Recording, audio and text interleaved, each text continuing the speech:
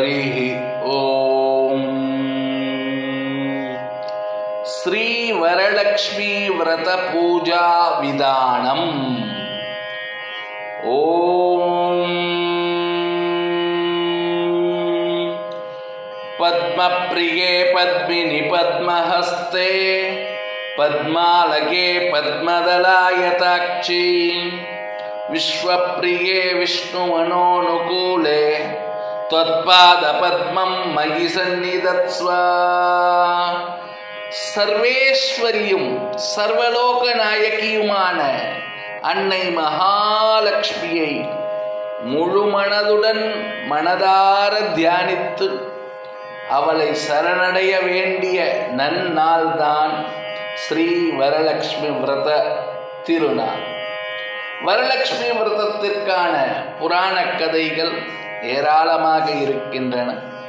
சகல வளங்களையும் தரும் ஸ்ரீ வரலட்சுமி விரத பூஜையை ஆவணி மாதத்தில் வரக்கூடிய பௌர்ணமிக்கு முன்பு வரக்கூடிய வெள்ளிக்கிழமைகளிலே நம் முன்னோர்கள் கடைபிடித்து நடத்தி கொண்டு வந்து கொண்டிருக்கிறார்கள்.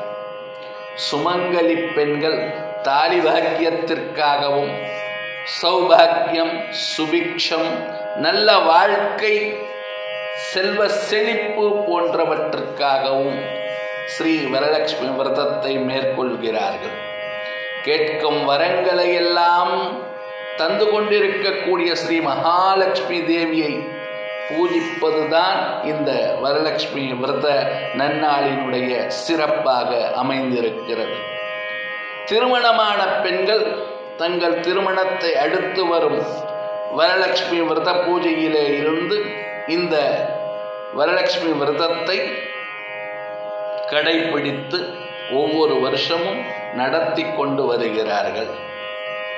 வரலட்சுமி விரதத்திற்கு பூஜைக்கு தேவையான சில பொருட்கள்: மஞ்சள் பொடி, நுனிவாழை இலை, பச்சை அரிசி, தேங்காய், எலுமிச்சம்பழம், குங்குமம், சந்தனம், புஷ்ப வகைகள், வெற்றிலைப்பாக்கு, பழம், கற்பூரம், ஊதுபத்தி, சாம்பிராணி, அக்ஷதை, வஸ்திரம், மஞ்சள் சரடுகள், பஞ்சாமிர்தம், குத்துவிளக்கு, பசுந்திரி, நல்லெண்ணெய், தீப்பெட்டி, தாம்பாளம், பஞ்சபாத்திரம், உத்தரணி, கிண்ணம், கற்பூரத்தட்டு, தூபக்கால், தீபக்கால், மணி, தீர்த்த பொடி ஆகியவை.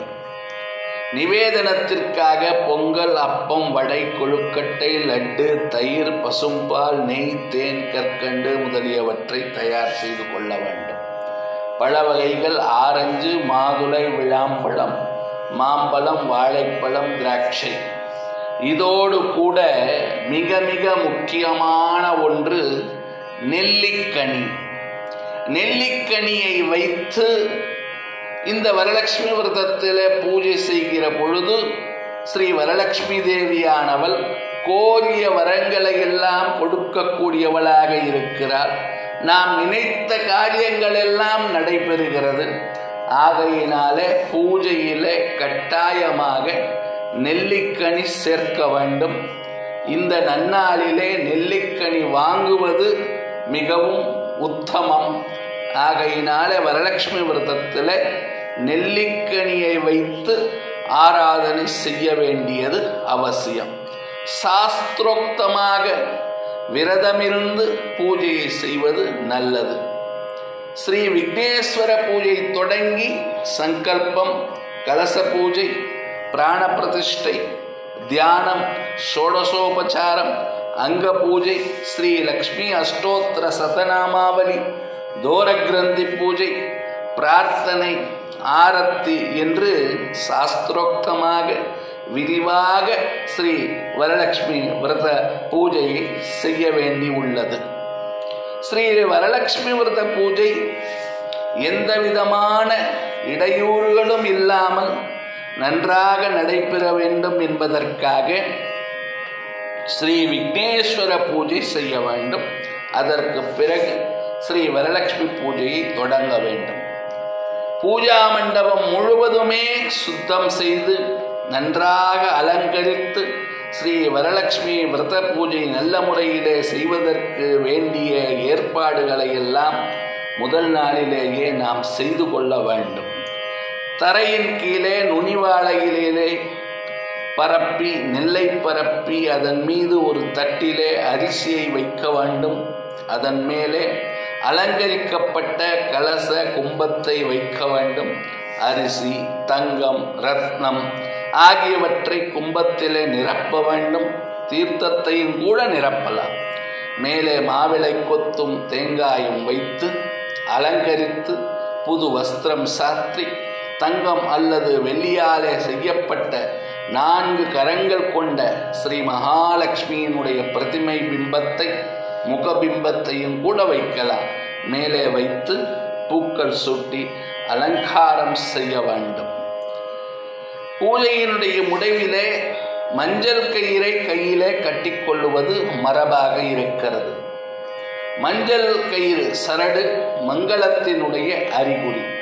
அஷ்டலக்ஷ்மிகளுடன் வரலட்சுமி தேவியையும் சேர்த்து 9 லட்சுமிகள் என்று சாஸ்திரம் சொல்லுவதினாலே 9 இலைகளாலான 9 முடிச்சுகள் போடப்பட்ட விரத நோன்பு கயிறு, விரத நோன்பு சரடை பூஜையில வைத்து அதனை நம்முடைய முன்னோர்கள் கட்டி வந்திருக்கிறார்கள்.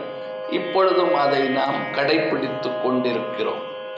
விரதம் மேற்கொள்ளும் வெள்ளிக்கிழமை அன்று காலை ராகு காலத்திற்கு முன்னமேயே ஒரு தாம்பாலத்திலே அரிசி பரப்பி அதன் மேலே கலசம் வைத்து பழம், வெற்றிலைப்பாக்கு நிவேதனம் வைத்து வாசலின் உள்நிலைப்படி அருகே நின்று கற்பூரம் காட்டி ஆரத்தி எடுத்து ஸ்ரீ மகாலட்சுமி அன்னையை வீட்டிற்கு அழைத்து வருவதாக பாவனை செய்து பயபக்தியுடனும் ஆழ்ந்த நம்பிக்கையுடனும் அழைத்து வந்து அலங்கரிக்கப்பட்ட பூஜா மண்டபத்திலே உள்ள கலசத்திலே வைத்திருக்கும் ஸ்ரீ மகாலட்சுமி பிரதிமை பிம்பத்திலே இருந்து விரத பூஜையை ஏற்று அருள் புரியுமாறு ஸ்ரீ வரலட்சுமி தேவியை மகாலட்சுமியை வேண்டிக் கொண்டு ஆவாகனாதி பூஜைகளை செய்ய வேண்டும். மிக விரிவாக செய்ய வேண்டிய இந்த வரலட்சுமி விரத பூஜை ஈடுபாட்டோடு தெரிந்த பாடல்களை பாடி ஸ்ரீ மகாலட்சுமி அஷ்டகம், ஸ்ரீ அஷ்டலக்ஷ்மி ஸ்தோத்திரம், ஸ்ரீ மகாலட்சுமியினுடைய 12 திருநாமங்கள், கனகதாரா ஸ்தோத்திரம், ஸ்ரீ லக்ஷ்மி அஷ்டோத்திர சதநாமாவலி முதலியவற்றையெல்லாம் பாராயணம் செய்ய முடியாதவர்கள் கேட்க வேண்டும். ஸ்ரீ மகாலட்சுமி அஷ்டகம், ஸ்ரீ அஷ்டலக்ஷ்மி ஸ்தோத்திரம், ஸ்ரீ கனகதாரா ஸ்தோத்திரம், ஸ்ரீ மகாலட்சுமியினுடைய 12 திருநாமங்கள், ஸ்ரீ லக்ஷ்மி அஷ்டோத்திர சதநாமாவலி முதலானவற்றையெல்லாம் கேட்பது கூட நல்லதுதான்.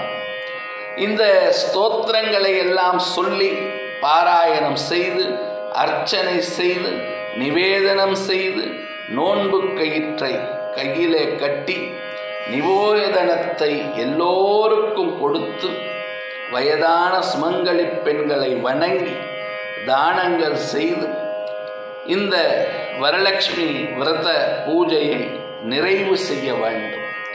இந்த பூஜைகளை எல்லாம் செய்வதற்காக, சாஸ்திரோக்தமாக செய்வதற்காக நல்ல ஒரு புரோகிதரை அமர்த்தி கொள்வது நல்லது.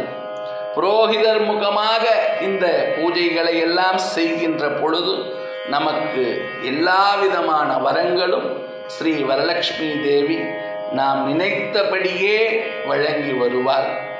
ஸ்ரீ மகாலட்சுமி ஸ்ரீ வரலட்சுமியாக காட்சி கொடுத்து அஷ்டலக்ஷ்மிகளோடு எழுந்தருளி நமக்கு வேண்டியதை எல்லாம் கொடுத்து கொண்டே வருகிறார். வரலட்சுமி விரத பூஜையை செய்வது மிகவும் நல்லது. வரலட்சுமி விரத பூஜையை செய்வதனாலே நமக்கு எல்லா விதமான நலன்களும் வளங்களும் வாழ்க்கையிலே கிடைக்கிறது. எல்லோரும் மகாலட்சுமியை ஸ்மரிப்போம், வணங்குவோம், சேவிப்போம், ஸ்தோத்திரங்களை பாராயணம் செய்வோம். வாழ்க்கையிலே உன்னதமான நிலைக்கு செல்லுவோம். லோகா சமஸ்தா சுகினோ பவந்து. ஜெய் ஸ்ரீராம். ஜெய் ஹிந்த்.